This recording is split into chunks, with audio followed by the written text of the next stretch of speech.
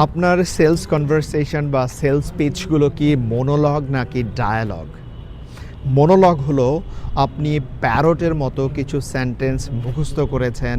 Sir আমি অমুক company থেকে এসেছি, এই আমাদের প্রোডাক্টের এই ফিচার আছে, আমরা এটা করেছি, ওটা করেছি। প্যারটের মতো ওয়ান ওয়ে কথা বলে যাচ্ছেন।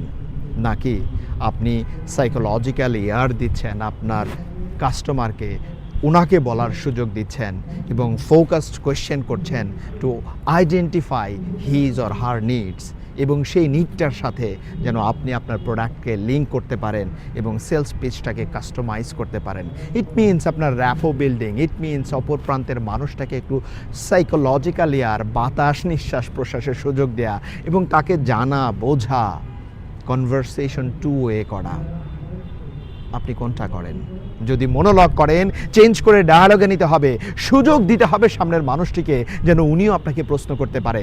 শুধু তাই না, তাকে সাইকোলজিক্যাল এয়ার দিতে হবে, তার ফ্যামিলি সম্পর্কে জিজ্ঞাসা করুন, তার পেইনসগুলো বোঝার চেষ্টা করুন, তার নিড, তার কনসার্ন, তার এক্সপানশন প্ল্যানিং সম্পর্কে জানার চেষ্টা করুন। অ্যাকর্ডিংলি আপনার পিচটাকে কাস্টমাইজ করুন, সেলস এমনিতেই হয়ে যাবে।